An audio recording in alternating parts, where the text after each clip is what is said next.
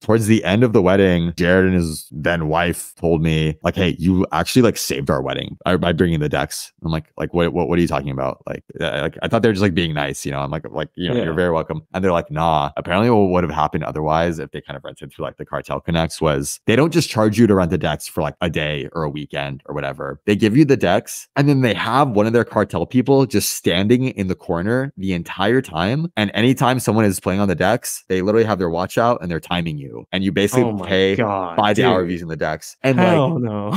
This is modern day Hippie.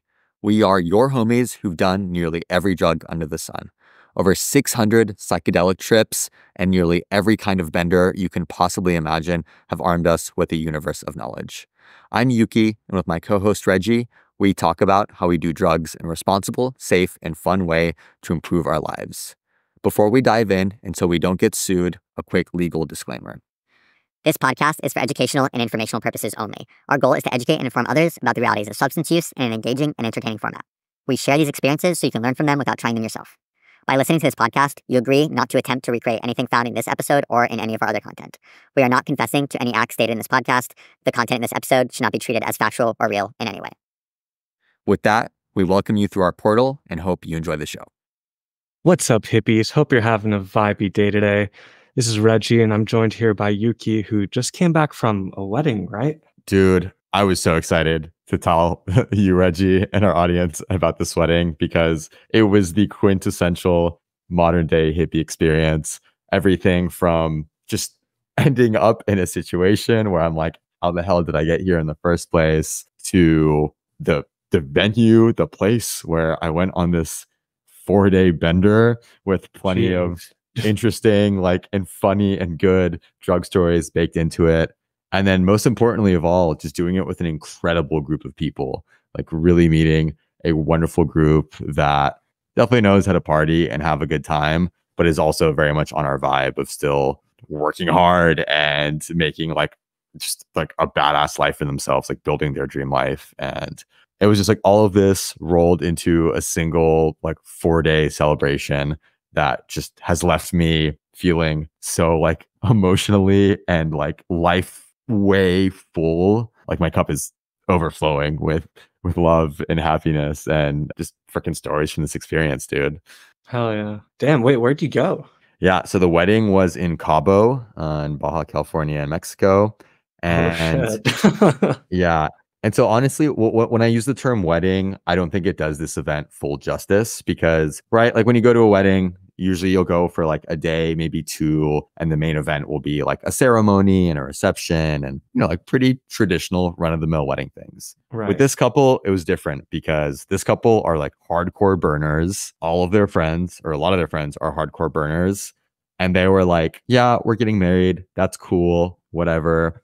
We just want an excuse to bring our favorite people in the world together to party and just have a good time and meet each other in a beautiful place. And so what they did was they spent the amount of money that you would use to buy like a pretty nice car. Jeez, they took that money and they rented this like beachside villa in like a really nice part of Cabo. And this villa was A, it was like the venue for the wedding itself, but B, it also housed like a good portion of this group of wedding attendees, which I think it was 70 to 80 people in total. I want to say maybe like about like a third to half of them were staying in this villa. And dude, when I first like stepped into this villa, like it's one of those houses that has kind of like its own like entry courtyard where it's like a cul-de-sac where you like drive in your car through like the gate. Bro, and so bougie. dude. And so I drove in like through the gate, I parked my car, and then you walk through this like beautiful archway where just like off in the distance, you can see the beach and the ocean. And before that, like there's tiers, there's like a patio. And on that level, there's like just this gorgeous, massive house with like giant glass walls that like open up to the air. And then there's like a little like wading pool, like, you know, you can like put up, like go up to your knees in on the patio level. And then there's literally a water slide chiseled into like the rock that takes you down into the pool below, which is just like massive pool. And there's a separate hot tub, and it was literally like a compound. And then right from the pool level is just like a little staircase down, and you're on the beach in this like super just secluded like private beach area that we basically just had all to ourselves as part of like renting this insane house for the wedding. Oh my God, bro. That must have been nuts. Like that sounds like you got your own resort like for this wedding. Like Dude, straight up, straight up. Yeah, yeah. And it was like, yeah, it was also like all inclusive. Like the whole time we're there, there's like barmen, there's like waiters and waitresses just like asking you if you need drinks, like making sure you're like full on stuff. And they didn't stay 24/7. I think they were there like during the day and maybe left around like midnight. But I know for the people staying at the villa, there were like really gourmet dinners included as part of the stay. And so literally there was like beautiful, like commercial quality kitchen where during the day we saw the chefs like preparing the meals and then the people staying at the villa would eat them. And I wasn't staying at the villa, but people were doing a lot of drugs and they're like, I'm not gonna be hungry for dinner. You can just have my food. I'm like, okay, oh cool. my And God. I was staying in an Airbnb like 10 minutes away because I joined the wedding party pretty last minute, which is its own story. But yeah, it was just convenient to like stick around there, but also to have kind of like my own Airbnb where I was staying where I could withdraw from things, you know, like after a full night bender, sun had risen. It was like, I'm weaning off of my drugs. I'm like, let me go remove Dude, myself a yes. little bit and like take a break even just to get some sleep before I throw myself back into it. Cause man, this thing was like nonstop party bender. It was just, Jeez. it didn't end, bro. Damn, Yeah. dude. Yeah, staying at the party house can be a lot sometimes. I remember even for your birthday. Oh man. Yeah, yeah. No, I felt a little bad for everyone staying in like the party house at my birthday because it's like obviously if you want to sleep, like I want you to be able to get the sleep that you want, but also it's a fucking party. Yeah, totally No, worth it still. it's I'm tough. not gonna lie. Like no regrets there at all.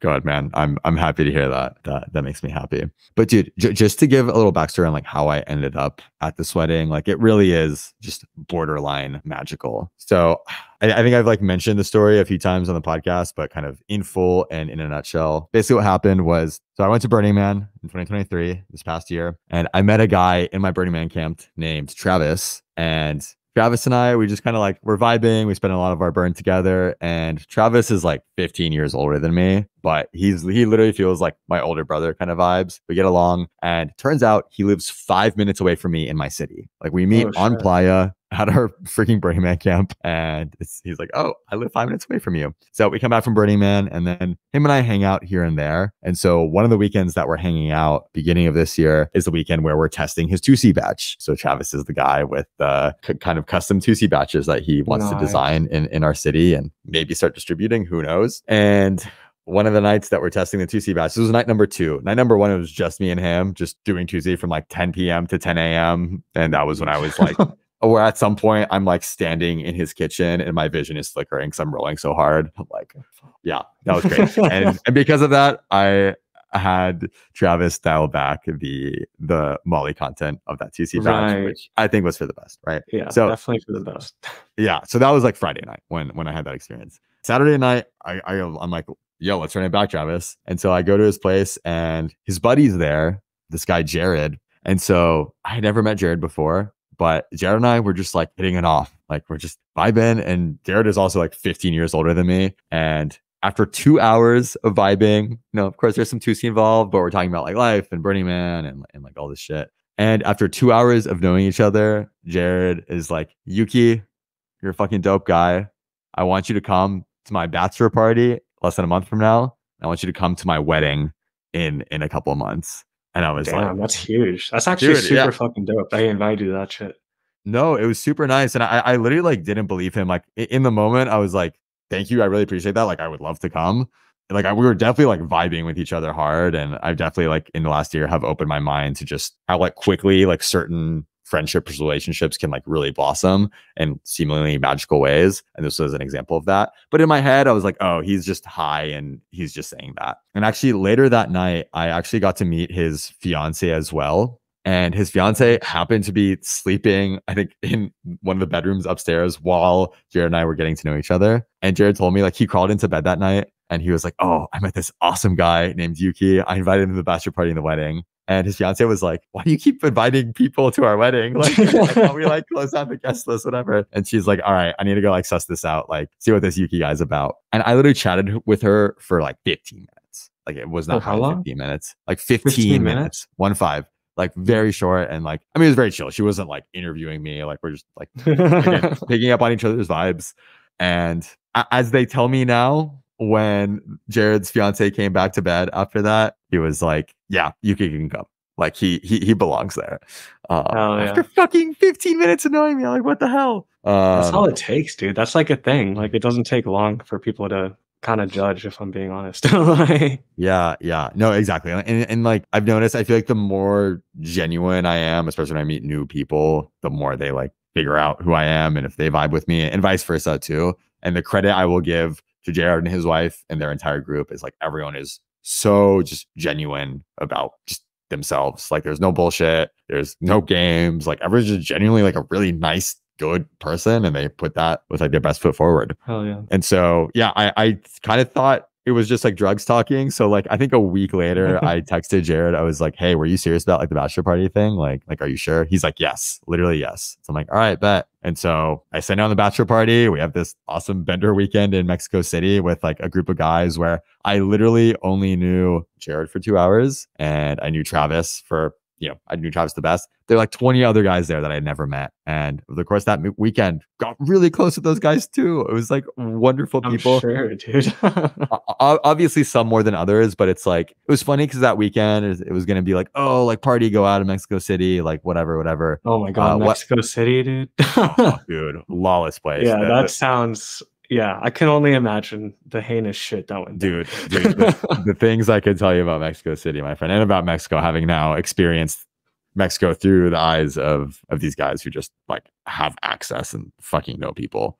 Yeah, so the bachelor party was like, it was going to be going out and whatnot, but what ended up happening was the place we were staying at was, we basically bought out this entire hostel and just like took over the hostel. So all these like bunk beds and whatnot. And pretty much every night, instead of going out, we would all just be vibing, talking, and doing drugs and like just getting to know each other. Because it was kind of like half the guys were from, or roughly half were from like the fiance's friend group, and half were from Jared's friend group. And some of them had met each other, but it was very much like a forging together of the groups. And that was a wonderful experience. And then I was like, all right, I gotta get to this wedding. So, found an Airbnb that was still open nearby, booked everything, and I got my ass there. And, there's that moment where I first like walked in through the house that I described to you, how beautiful it was. But even like as the course of this like long weekend went on of 4 days, just getting to know more and more people who like, to me, are like quote unquote real adults. Like these are people in their late 30s, early 40s, most of whom were like partaking in various drugs, but also just the best people. Like everyone incredibly successful at what they do. Like I'm pretty sure half those people could literally like retire today if they wanted to, but they like genuinely love what they do. One or two of the guys like literally moved to Puerto Rico for tax reasons. Nice. There's people there who like literally help run like music festivals like Electric Forest and Coachella and shit like that. Gotcha. And I'm just like meeting these people and I'm just like, the fuck did I end up here? Like, what am I doing here? But like everyone was also like a really dope person. Like everyone's a vibe, and everyone's kind of led with like love and caring. Like there are just so many moments where like people are just like genuinely expressing themselves. Like, for example, they actually flew in their own DJ for this wedding. They're like, we want this specific DJ. So they flew in a DJ who stayed for the whole wedding. And, the DJ is like running all freaking night. And people from the group, like without even like agreeing upon it beforehand, they brought different like flow instruments, like the light, like the twirly light things, like toy and staffs, things like that. Like people just like shut up with those, and like they would just whip them out at night. And it's just like a whole fucking party. And you can feel like the burner vibes of just like everyone who's there is contributing something to the party. You're not just like standing around, but like you're dancing, you're contributing energy, and like everyone brings something unique and interesting to the table at that party. I love that. Sick. Yeah. And that makes it so much better for everyone. Like, dude, it was magical. It's magical. Hey hippies, we hope you're enjoying the show so far. If you're listening to this on Spotify or Apple Podcasts and are having a good time, you need to come over to YouTube and subscribe to the Modern Day Hippie YouTube channel. We publish exclusive video content, and I promise you the experience is richer and more interesting. So if you're getting any value at all, stop what you're doing, open up the YouTube app, and subscribe at Modern Day Hippie. If you're watching this on YouTube and aren't subscribed yet, what are you doing? Go press subscribe. Thank you, and enjoy the rest of the show.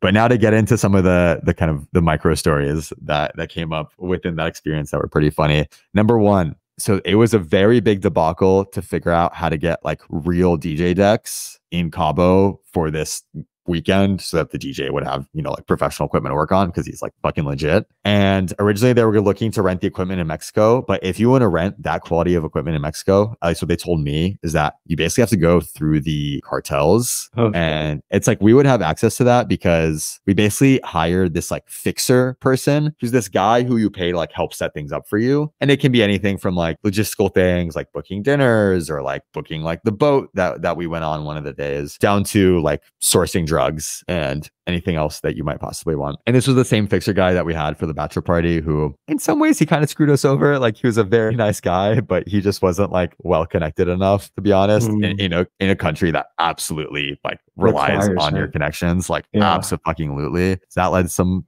interesting experiences with us trying to get the drugs. But basically, like while I was at home, I was like, dude, you know what? I have the capacity to bring DJ decks, transport them. Let me do that for you. Like this will be like a gift for you. And dude, and they like agreed, you know, whatever it costs to like get the decks there, you know, like checking the bags, whatever they'd pay for it. But I didn't realize how much it would be. And I learned that, you know, if you have overweight baggage over 50 pounds, like the airline I was flying, it's $100 fee. Okay. On top of the check bag fee. But I learned if it's over 70 pounds, it's a $200 fee. Oh, shit.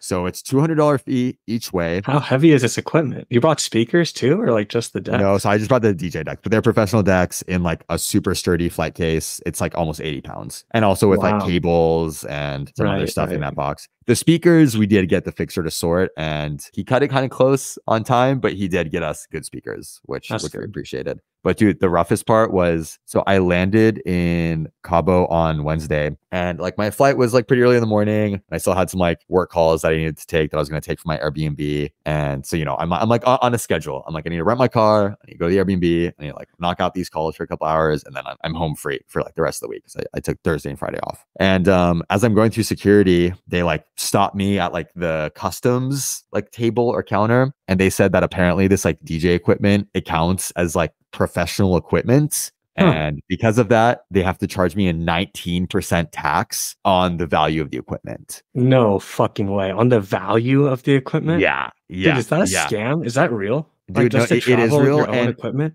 I mean, I think it varies by country, but I was reading the list of like what qualifies as equipment, and it sounds like it's mostly geared towards more like construction type stuff. And like my hypothesis is that they don't want you bringing that equipment in because they'd rather you rent it locally in Mexico. So if you bring it in, then you're kind of like, you know, that's less money than you would be like injecting into their local economy. And so I think to make up for that, they charge a tariff. And I mean, to be fair, like, you know, in the US, like we charge tariffs on a shit ton of international imports to try to incentivize like, you know, people to buy more like US made rather than like Chinese made. Like I think right now there's like a 25% tariff on like all Chinese made goods or stuff like that. Right. But it was like actually facing that reality when I was like flying in with these decks, and the guy at the airport is like inspecting them, and my Spanish is like, okay, I can get by.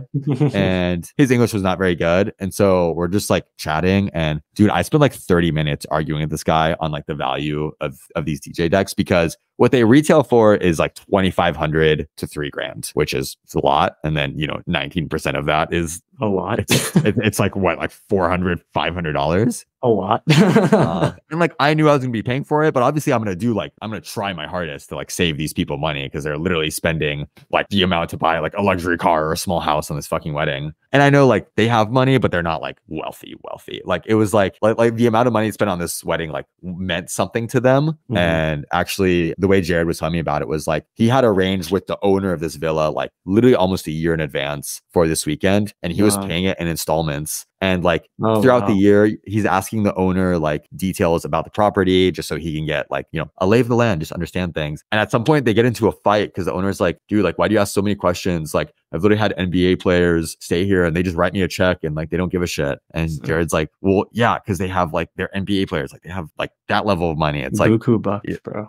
Buku bucks, exactly. And he was like, this money like actually means something to me and my family. Like this is not just like a drop in the bucket. Like this is meaningful to me. And so all that to say, I was like, you know, trying not to add much more to their bill and bringing in these decks. And so I'm arguing with this guy at the airport for 30 minutes in like Spanglish. And I try to convince him that the decks, instead of being worth $2,500, are worth $500. And he's kind of calling me on that bullshit, but he like just doesn't know the equipment well enough to like know what to like Google for the actual value. And so we both get kind of tired after 30 minutes. And he's like, all right, how about we just agree it's worth it was either $700 or $800. And you just pay the tariff based on that. And I was like, I'll take that, man. I'll take that. Still like a third to a quarter of the value of this thing. Yeah, damn, you really got him down, dude. That's some good negotiating, especially in Spanish. Like, yeah, absolutely. But see, that set me off my timeline, and I still had to I had to go pay the tariff, like whatever, in like their office, and then I had to go pick up my rental car. But I had like a Zoom call coming up with one of my clients, and I knew I was gonna make it to the Airbnb in time, so I'm literally sitting in the rental car parking lot, just outside with my laptop out, like taking my meeting. And I'm like, this is the most like stereotypical meme digital nomad thing, just in the rental car lot.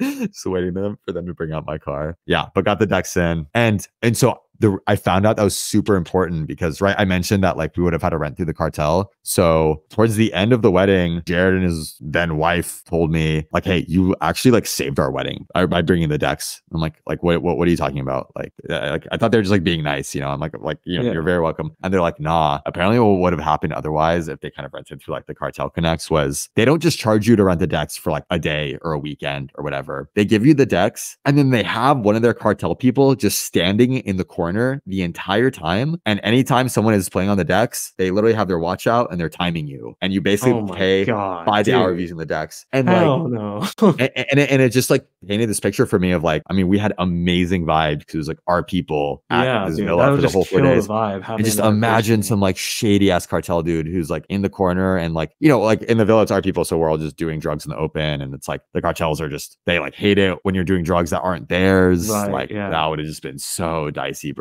Damn, so yeah, I was like, really did save the wedding, dude, bro. deadass. I was like, you know what? Thank you. Like I did. Thank you for like recognizing that, for highlighting that, for making me understand, you know, the effort I put to get those decks there, because it was some effort. But yeah, now speaking of drugs, oh boy, we had some drug related mishaps on this trip. Yeah. So basically the idea was that like all of the drugs that people wanted, they were going to buy in Mexico, because it's like, you know, this is what they do before, and usually they'll like figure out connections and they'll get access to like pretty good drugs. And before we went, they tried to set some things up early. Like there was a dealer in Cabo who sent like a really proper menu, and every drug had like a sushi themed code word. So it's like, oh, I want like 2 grams of sashimi, or like, I don't know, everything was like tied to a specific drug. Because like that way they'll send you the menu like through one communication channel, and then when you're putting in your order, like you use like the sushi code words so that it's like harder for. That's so cool. And through a different channel, I'm assuming. Yeah. Damn. So it's like, yeah. So one of the guys got the menu from the dealer and then distributed it like to our group, and then they were going to put in the order. I think that dealer ended up just quoting them like way too much money for like the drugs we wanted. Like it was very clearly like try to take advantage of the gringos coming for the weekend for the wedding. So like, okay, nah, fuck that. But they're like, oh, we'll figure it out like ourselves. / we have this fixer guy, we'll make it happen. And the biggest thing this group wanted, specifically a request of the bride and groom, where they wanted a shit ton of coke. Oh my God, of course, dude. yeah. So they bought 2 ounces of coke in advance. Damn. And you know, it's there already at the house, like when everyone arrives. And the first night I get there and they have this like massive bag of coke. I'm like, okay, that's even more powder than I've seen when I've purchased like $2 grand plus of like powdered drugs. And I try like just a tiny bump of it. Like y'all know at this point that I really don't fuck with coke. It's not my drug. I was like, let me try a little bit for vibes. And even me with like my just vast inexperience with coke at this point, like it just like didn't seem like it was great. Like it wasn't good. It smelled kind of funky. You can tell pretty like not good or good. Yeah. The texture was pretty terrible. And everyone agreed. They literally started calling it banana boat Coke, right? Because Banana Boat's like the sunscreen brand, and it literally smelled like sunscreen, and the texture was just like off. And so even if it was good, I would not have done any the rest of the weekend. But they were like, oh, it kind of sucks. Like they were still doing it to do it because they bought fucking 2 ounces of this shit. But they're like Banana Boat Coke. So that was mishap number 1. Mishap number 2 was one of my really good friends in the group wanted to get 3 grams of Molly for the group, and he got in touch with like a cartel guy through our fixer, and the cartel guy like shows up to the villa one night with like 3 baggies that are supposed to be 1 gram of Molly rocks. And it's very clear to my friend, who's experienced drug user and purchaser, that like the bags are super light. Like they are not a gram. Like maybe the 3 bags together were like 1 point something, but it was like pathetic. And he literally showed me the bag, like how little was in it. I'm like, okay, that is not a gram. And so the guy who was buying the drugs, like he's one of the few people in the group who's actually like from Mexico, like fluent in Spanish, like he knows his shit. And he's like calling out the cartel guy. He's like, dude, like these feel a little light, man. Like this isn't fair. And so the cartel's guy like, I like someone miscounted it like up the chain. Like let me go check. Just trying to like bullshit him. And Oh yeah. my buddy was just like he literally was like, I'm not buying this from you. Like here, take it back. And I think they ended up working out where like my buddy would pay a very small amount for just like one of the baggies, which is how he like held on to it and like showed me how little was actually in it. But then that was us striking out on the Molly for the group. That was pretty funny. And then last but not least, staples in those kinds of parties. I feel like Coke and Molly. Yeah, exactly. And then last but certainly not least was striking out on the 2C. Oh no, I was really hoping you wouldn't say that. Oh, bro. Damn, in Mexico, you struck out on the 2C? Yeah. And there's a nice little bow to tie up all these like failures in the story. We'll get to that. But yeah, so the 2C, obviously everyone is like, they wanted fucking 2C. And so the guy to source the 2C is my friend Travis. Not only because he, facilitates the creation of his own batches like in our home city, but his girlfriend, honestly, soon to be fiance and wife, like I would bet a lot of money on it. She's like a Mexico City native and she is like in the network there. Like she knows like everyone who you would want to know in Mexico City. Like she knows the cartels, like she's connected as fuck. And so Travis asked her like, hey, can you get your people in Mexico City to like ship us like a order of 2C? Can we get like 10 grams of 2C for the weekend? Oh shit. And she's like, yeah, like easy, no problem. Like I'll have my guy like ship it via DHL, just like overnight package, easy. And so that was like day one of the wedding. And like day two, it's supposed to arrive and they're checking the like tracking on the DHL order and they see that the package is still stuck in Mexico City. They're like, oh man, what's going on? And like the delivery day, obviously it's been delayed like another like 12 hours or something. And they're like, oh no. All right, we'll see what happens. But in the meantime, Travis was like, let me see if I can find some 2C here locally in Cabo. And so we got connected to like this dealer in Cabo on the second day of this like wedding party, which was the day that we all went on this big like catamaran boat thing, like out on the water for like a couple hours. And so most people didn't rent cars. So we had like shuttles taking us like to different things. And so Travis like wasn't able to like drive to the dealer and I guess the dealer couldn't come. So he was trying to plan it around like us arriving at the marina or us leaving the marina, which was like 45 minutes away. And so he's like, we're like on this big like bus. He's trying to like set up the like drug exchange and whatever. It gets like, I don't know, it doesn't work out on the way there. But then as we're about to like leave from the marina after the boat, he like gets a gram of 2C from this guy. Just like try it, see if he likes it. And if he liked it, you buy more. And the way he tells it is, we get back to the villa. He like goes to his room and he just takes out a plate and he like pours out the 1 gram of 2C out of the bag. And he said it literally melted into a liquid. Oh, ew. How's like that the powder, possible? just, dude, I don't fucking know. And I was literally asking him, like, was the plate hot? Like, did you like microwave it? He's like, no, like it wasn't like anything above average, like room temperature, nothing like that. And even like, like even 2C, like you microwave Coke, you can do the same thing with 2C. Just obviously don't do it like too much, but just to, like soften it up a little bit. And he said there was like a little morsel of powder next to the liquid and he tried it and it was also awful. So that didn't work out. And then as we found out the next day, what happened to the DHL order apparently was stopped by some like cartel people at the DHL facility. They found that 10 gram shipment of the 2C that wasn't theirs. And apparently they also stopped a few other people's shipments of 2C as well. And don't ask me how we know this, but again, like the Travis's woman is very well connected. Like she knows things. Like truly, I fully believe that she knows things.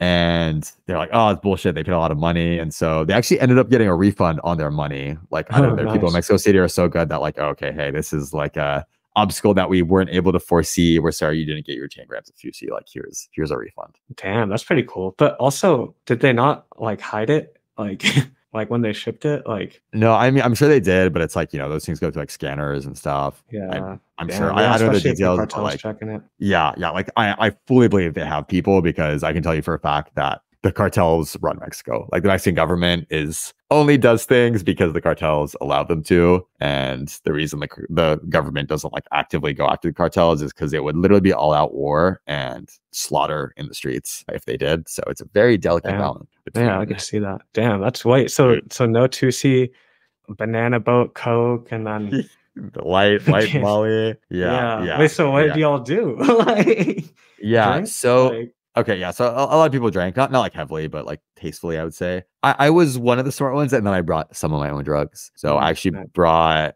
about 3 grams of the really good 2C that I've bought in my city here. And I think I brought about like 1.5 grams or 2 of K. Those are like my 2 go-to drugs. And I brought a good amount of shrooms. And dope. it sounded like some people brought other small things, but it created this very like funny little game throughout the weekend of cat and mouse, where everyone was trying to figure out what like private stashes each other had brought. And like I very much had like my kind of like core group within this bigger group, where I literally told them, I'm like, if you want K or 2C, just come to me and ask me, and I will happily give it to you. Like, I'm like, I don't want to fly back with any of this. I know I can't do this on my own, because honestly, like, I don't snort That's many nose drugs. And I was like, please, like literally, please help me finish this. Like, take this off my hands. And probably like 6 or 7 people who I'm like, they're like family. They're like that inner circle. And I'm like, literally, like, you guys have access to all my drugs. That was nice. And then, you know, and at some point, other people caught wind I had stuff, and they'd kind of be a little cheeky and ask me for it. Sometimes I give them a little bump. Sometimes I'd be like, I don't know, in the middle of something. Like at some point, I was like stressing out about like setting up the speakers and the DJ decks like properly, and like getting like the sound balanced. And somebody asked me, and I'm like, not right now, man. I'm sorry. But it was great because no one like took it personally, and everyone was like very kind about it. They weren't gonna like get mad that I didn't give them my drugs. Like they get it. Like it's all good. And then yeah, the mushrooms I brought were like a big hit. Brought some mushroom chocolates and some of the new gummies from the same company. Oh, nice. Those are solid. Those were a big hit. Yeah. Hell yeah.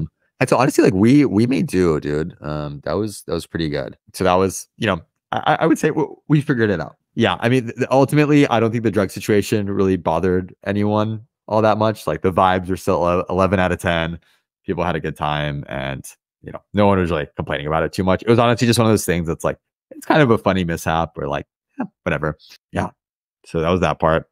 And then now, as far as the experiences of actually doing the drugs, oh boy, have a couple stories baked in this one too. Let's hear it. So number one. So I mentioned that the second day of this 4-day thing, we went on this big like boat party, like with our entire group. And, you know, that was the day like I brought one of my little baggies of 2C and K. And like I was on the boat just like ripping bits of 2C just throughout, and being low key. I would go to the bathroom on the boat and be low key about it. But at some point, like Travis is like, hey, can I have some 2C? And so I give it to him. And when he comes back, he hands me the 2C bag and the spoon in full view of like the boat staff. Oh shit. And he just wasn't paying attention, and he never does, because he's a fucker like that. Love him, but he's a fucker like that. And so like the guy's like staring me in the eyes as I'm like receiving the bag of 2C in the spoon in my hands, and trying to like, you know, slyly put it away in my backpack, whatever. And so like I was kind of thinking about that. I was like, oh, I was like a little bit stressed, and I was already like pretty high and kind of trippy at this point. So I was like, you know, it wasn't a pleasant thought. I'm like, oh yeah. It's definitely a vibe killer when you get stared down and exactly. someone's handing you your bag back. Like Exactly. But you know, I try to put it out of mind. And at some point, like they dock the boat like in the middle of the ocean somewhere, like in the water. I go down to the bathroom. I do like 2 like fat bumps of 2C. I put it away, and then the boat's like 2 stories with a roof. And so as soon as they dock the boat, I'm like, can I jump off the top? And they're like, yeah, if you want to. And so I'm like raring to go. And the top's like, the roof can be a little bit slippery, so I have to put out these mats so you can jump off. And so I'm like, I'm gonna jump. I'm really high. Like yeah. And finally they like lay out the mats and like, all right, you can go now. And so I just like send it, and I just jumped into the ocean from like pretty tall boat, and it was awesome. I've never just like swam around in the ocean on like a shit ton of 2C. Honestly, it was a vibe. And they had one of those like floating mats that like roll out behind the boat. So just like vibing with some people until I got too cold to stay in the water. That was fun. And then I was in the water for probably like 20-30 minutes. And then I got out of the water, and the guy from the boat staff who saw me receive the bag, he was like, I saw you. He was like, I know. He's like, I know your secret, kind of thing. And I'm like, was that it? That's all he said? Well, so that's what he said. And I was like kind of stressing out, because it's like, look, in the back of my head, like, this is Mexico. Like it's fine. Like if he really wanted to go out of his way to fuck me over, he could. But I think you're just using it to like scare me a little bit. And I was also like, with this group of people, like no one would let anything happen to me. Like I am literally like the like child of this group. Like this group has like adopted me. I swear to God. And they would not. like I know they wouldn't let anything happen to me, especially with like Travis's like lady, like she could get me out of anything, no issues. But it definitely like put a damper on the remaining like hour of my boat experience. I'm kind of telling Travis and his lady like what was happening, and they're like, dude, you have nothing to worry about, like it's totally chill. Literally like stop stressing. Yeah, he's like, probably just fucking with you, honestly. Yeah. Well, I realized what he wanted was, I think he wanted to scare me into like giving him a solid tip after the boat, because obviously you tip on the way out. And so as we're leaving the boat, I'm like, you know, everyone's tipping like a couple pesos here or there, you know, like a couple bucks worth. I'm like, you know what? I'm just gonna give him a 20. And so, and I'm like, as I walk out, right? Yeah. And I like make eye contact with him as I'm putting the 20 like in full view in the tip jar. And I'm like, thank you, dude. He's like, I got you. And I'm like, all right, you got what you wanted. I feel at ease. Like, you're not gonna make sure I get fucked over. I was like, oh, thank God. Hell yeah, solid. Yeah, that's definitely what he wanted. Yeah, absolutely. You're at the club and the music is thumping, but you've got nothing left in the tank. So what do? Sniff some cacao. Yup, you heard that right. Sniff some cacao. It's the hottest new trend in the club and party scene. One bum-sized sniff of raw chocolatey powder contains the caffeine equivalent to a half cup of coffee, and boom, it hits instantly. And the best part is you can now sniff cacao anytime, anywhere. Right out in the open, in front of the DJ booth or the stage, even at the VIP table with your friends. Now, how does that happen without drawing unwanted attention? Snogo's spring-loaded bump straws make it possible. These classy, triple mirror polished bump straws are the safest, most discreet way to enjoy sniffing cacao. In fact, you've most likely already seen people wearing Snogo's bump straws as pendants around their necks without even knowing it. Discover why sniffing cacao using Snogo bump straws is being called the biggest revolution in partying since the invention of rock and roll. Jump on over to snogostraws.com to learn more. That's SNOGOSTRAWS.com and use discount code MDH15 at checkout for 15% off your entire order. The second drug experience I had that was super intense. So this was, I want to say, the second or third night. So, you know, we're just getting into it like all night long at the villa as per usual. And this was the night where I did a good bit of shrooms. Like, it wasn't a lot, but I combined it with the 2C and the K I was already doing. And dude, I went on such a fucking like physical and emotional journey like throughout this night. Like, as I was really coming up and like getting high, like at some point I'm like feeling so much. I'm standing on this big patio area where everyone's dancing around me. I just like sit down and I lay down like starfished out on this like tile patio. Everyone's dancing around me and they know I'm good. They're like, yeah, I'm like thumbs up. Like, I'm still vibing. I'm just admiring the stars, and it was freaking gorgeous. I was like looking at the stars. It was amazing. Doing that for like, I don't know, 5 minutes, 10 minutes. Like, I don't fucking know. Like, I was like eating the trip deeply. And at some point I just get a spurt of energy and I literally just bounce up and I'm like, I want to run. I was like, I don't know why. I feel called to run. And so I literally sprint up the stairs of like the entryway of the villa through the long archway. And I literally sprint out like into the street and I like run in circles a couple of times, just like small circles. And I sprint back inside and everyone's like, dude, what's like, this kid on? Like vibes. I was on vibes. He's running on vibes, literally.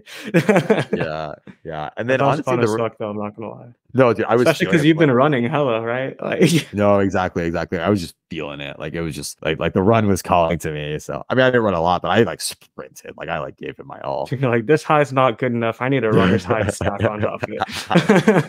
yeah, that's a drug stack right there. Absolutely. And then the rest of that night, honestly, the trip got like a little strange. Like, there are a few things that kind of like set me off. So number one, like one of the ladies there who I became really good friends with, she asked if she could like braid my hair, right? Because I have long hair. I'm like, I've never had my hair braided before. So I'm like, yeah, sure. Like, have at it. Just like while I'm like mid conversation with some people. And so she braids my hair and I'm like, oh, I'm like, do you know what you're doing? She's like, yeah. Like I got you. Like, trust me. And she takes a while to braid it. And she's like, oh, let me take the mirror so you can see what you look like. And like, when I looked in the mirror, like I was just mid trip so heavily that I shouldn't have been looking in the mirror, like, period. Yeah. And I was like, I didn't really like the way that I looked. And in the moment I was like, oh yeah, it's great. Like, thank you. Oh my gosh. And then I go back outside and I said we were sitting at this really nice like outdoor table. And I swear the like overhead lighting from that was just casting these shadows on people's faces where it just made everyone like look kind of bad, like combined with my trip. And everyone just kind of like gave me like the creeps a little bit. I was giving myself the creeps and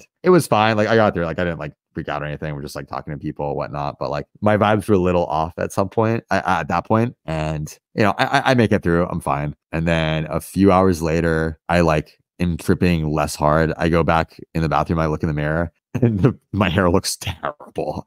I'm like, it's Wait, like like she I don't know did if a it bad just, job or like yeah, I think so. Either that or it just kind of like came apart and, you know, whatever. I was still running around dancing, like yada, yada, yada. But I was like, I'm never letting this woman near my hair ever again. Like I undid it. And I also realized, like, you know, when you braid hair, obviously you like apply a lot of tension, like it's, yeah, you know, it's like a being pulled lot. It together. hurt. And I realized when I released it, like I could literally feel the skin of my scalp like go back into its normal place. And it made me realize that I think also just like having like literally the skin around my face and my head just stretched like that was also kind of setting off my trip. And I swear it like slightly influenced how I perceived things through my eyes. Because like I came out of the bathroom and like I literally felt like my vision was like 1% different than it was when my hair was braided. And things looked like significantly more normal. And I was like, okay. So pro tip, never let anyone braid your hair for the first time while you're like tripping really hard. Because in hindsight, that's definitely one of the main things that had set me off for it. And I was like, nah, never again. I don't want to do this. Damn, that's wild. So that was, You have a that was picture? interesting. I hope to God I don't. I might, but I really hope I don't. So I was like, yeah, no. Then another little like drug side story that was actually very wholesome was, I think this is like the second to last night, and I was like relatively sober. Like at that point, I was like, I've learned I'm like pretty responsible when I do drugs. Like even a bender like this, like if I'm not feeling it anymore, like I will just stop. Like I won't like push it. I won't like taste the dragon. I'm like, I'm honestly good. And I realized I think I like the afterglow, like after doing drugs or psychs, more than the drugs themselves. Like I look forward to that. Just the mental clarity that I have, like the amazing, just like thoughts and the gratitude. And I honestly love that. Obviously, I still love doing drugs, but like I really started to notice that about myself. And so it was one of these nights, like this night I was like taking it pretty easy. It was just like sitting around like a bonfire that was set up on like this really nice patio. And one of my closest friends from this group, who I met him at the bachelor party, he's just such a sweet man, like I think late 30s, early 40s as well. He has like 2 small kids, but he's just like such a sweet guy. And he comes up to me and he starts like, I'm mid conversation. He comes up kind of next to me in the chair or next to my chair and just starts talking. And I'm realizing that he's like really deep in a K-hole. And the way he's talking about it, I realized like he had never been that deep before.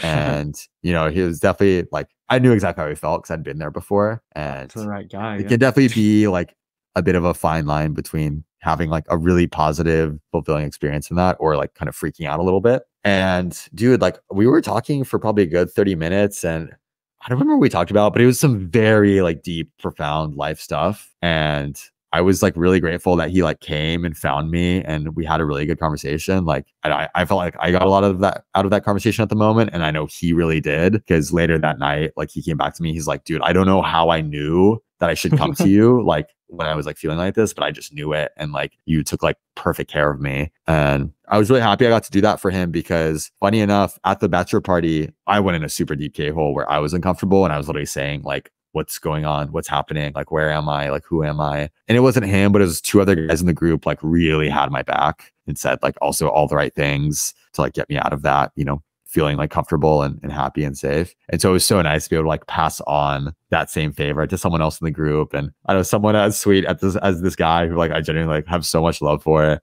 And he was just really grateful for it. And that was beautiful. Yeah, dude. That's awesome, honestly. Damn, we should do an episode on like handling K-holes or something. Probably better. Yeah, or like bad trips. Yeah. I know. Yeah, you have one about bad trips. Yeah. True. Yeah. Honestly, yeah, that's a good idea. I would be curious to do research on that and like what other people recommend, but I've learned kind of like the right things to say. And it's also just kind of distracting them from the K-hole. Like if you engage them in a good conversation, like they like that can really like they'll lock in on that and you can kind of like distract them from the K-hole as they come out of it. And then the last story I will leave you with from this saga, it was actually the last night. And funny enough, this one doesn't have to do anything with drugs, but just like beautiful emotions, honestly, which I'm really learning are like a drug all their own, to be honest. Right. Honestly, yeah, in the brain, it's like the same thing. Yeah. It definitely can be. So it was the last night. That's like what drugs try to mimic, you know? Yeah, exactly. And honestly, there were a lot of like magical moments throughout this because it's like the actual wedding part itself literally took 20 minutes because like the couple were like there wasn't even any seating. We went down on the beach. one of their friends like did, you know, the role of the pastor, the person who like leads the wedding. That was super wholesome. That's like 15, 20 minutes. And they're like, all right, cool, we're good. Let's get back to partying. Like that's what we want to do. The night before that, like the people at this like villa, like the staff set up this beautiful bonfire on the beach where everyone sat in a circle, and they literally put those little like paper candles like all around us on the beach. Nice. And people told stories. It was basically a roast of Jared, of the groom, which was also like honestly really funny. Some great stories came out of that one. But the last night was like very organic, and that nothing was planned, but it just so happened to be one of the guys in the group's 38th birthday. And Nice. I found out that like this guy like loves playing guitar, and he literally flew in with his guitar from the States, brought it to Cabo. And for his birthday, he was like, I just want to like play guitar for my friends. And so we all just sat around like this really nice bonfire on the patio for I want to say like 2.5 hours. Like wow.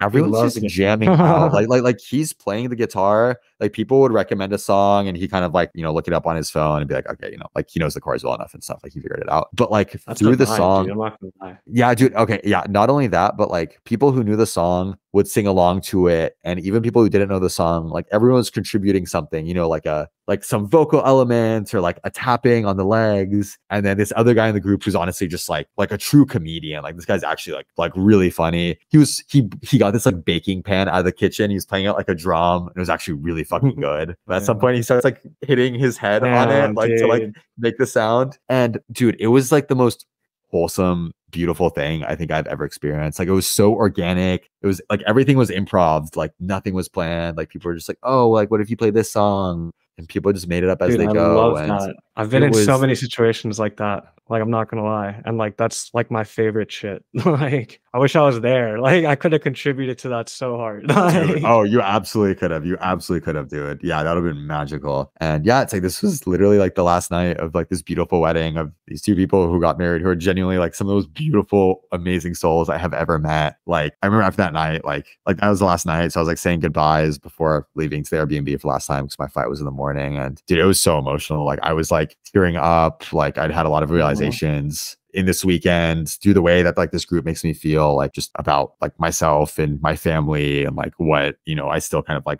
want out of life. And it was beautiful. And like truly this group, like they have adopted me as their child. And genuinely the love I feel from them is fantastic. Not even to mention how like successful they are in their own rights. And it's like, dude, honestly, the coolest thing about this group, I was like, I had to check myself. I'm like, is this like what, like normal? Like, is this normal? Like, have I just not been exposed to enough like groups of like adults like this? But like literally like, you know, each of them, you know, they've started businesses or like ventures or stuff like that. They literally like crowdfund each other's businesses. Oh, so shit. For example, Jared, the groom, like he's building several houses like in our city, and like half of the houses are like allocated for people in the group who are like buying them from him and helped him like buy the land. And it's like people within this group, they've really like helped each other like over the course of these last 10, 15 years. Like they've been there for each other, support each other like personally, mentally, emotionally, but like also like help make each other like quite wealthy. And that's fucking dope. It's just this like power, like community, dude. Like that's no, just like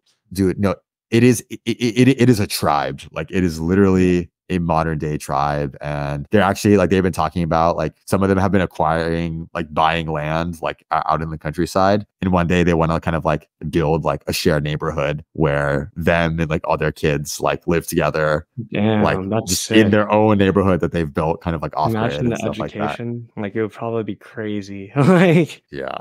So yeah, if honestly, they ever end up doing that, let me know, man.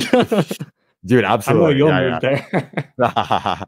We'll see. I have a lot more adventuring left in my days, but no, dude, it was honestly so inspiring. And this is just one of those experiences that like, you know, weirdly, like drugs got me to this experience in a lot of ways. Cause I think like drugs helped like to facilitate like the depth of some of these connections that have really created what feels like truly a family for me. And at this point, like I've kind of alluded to earlier, like it's gone so much beyond the drugs. Like I don't need the drugs, like feel that way about these people. And like, it is just like these deep emotional bonds and connections. But like, you know, it's like I use these tools in what feel like very effective and in proper ways. And it's truly like opened a whole new world to me that I never would have imagined. And, you know, I think it speaks like somewhat to the person I am and like the vibes that I put out into the universe. But it was just so many stars aligning for me to even end up at this wedding in the first place. Yeah, and that's wild. Not even to mention just like the amazing connections and bonding that came out of it. Hell yeah. Dude, I do want to stress also though, I think a key part of what you're saying is that you're using these tools effectively and properly. Like that's so fucking important.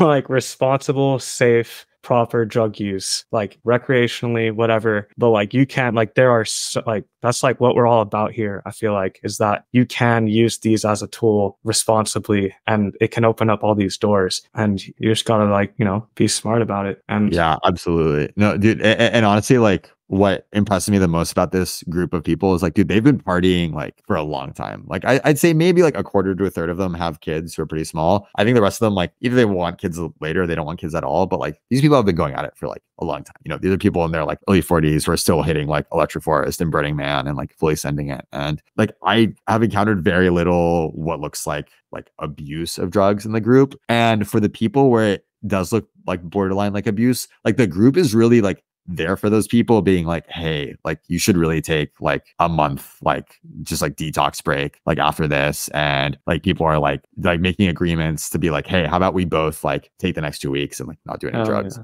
That's responsible. I love that. Exactly. Yeah. And so the fact that like they can be there for each other in those ways, like definitely, like the more you can cultivate people in your life who like, like still have fun, but do it in a responsible way. Like it's not mutually exclusive to just like be super like party hard and like irresponsible about it versus like being the voice of reason and being like, hey, like maybe we should take a break. Like how about like in our group, what if like none of us do drugs for the next like 2 or 3 weeks or something? Like those things can coexist. They can coexist very well. And I'm starting to see it more in like some of my other friend groups who are more around our age. And it's super respectable, dude. It's like ultimately, when you find like your community and people who genuinely just want the best for each other, it's like, yeah, you can have fun, you can party, but like you can also look after each other and make sure that you're all capable of doing that for a very long time in the future. And you don't just burn yourselves out in whatever capacity when it comes to partying, drugs, and all that shit. Dude, and that's actually like, I kind of like fell down like these YouTube rabbit holes the past couple of weeks, and maybe we'll do an episode about it or something. But it was a lot of these like YouTubers who like go into like these major cities and like talk to the homeless population and talk to like a bunch of people who are like drug addicts and stuff like that. And the number one thing that like made the difference between a homeless person who is addicted to drugs and like someone who's just like partying and does drugs recreationally is that community, dude. Like it's all about having that community. The number two thing is like possibly even, I don't know, maybe this is tied for number one, is the type of drug they're doing, right? Like obviously stay away from the fentanyls, the heroines, all that shit. But like the community was the biggest, like by far, I think the biggest reason that even if someone did find themselves in a bad situation with drugs, like their community can still pull them out of it. And those people who didn't have community are the ones who end up homeless and shit. And it's sad. Like find your community, like people love you.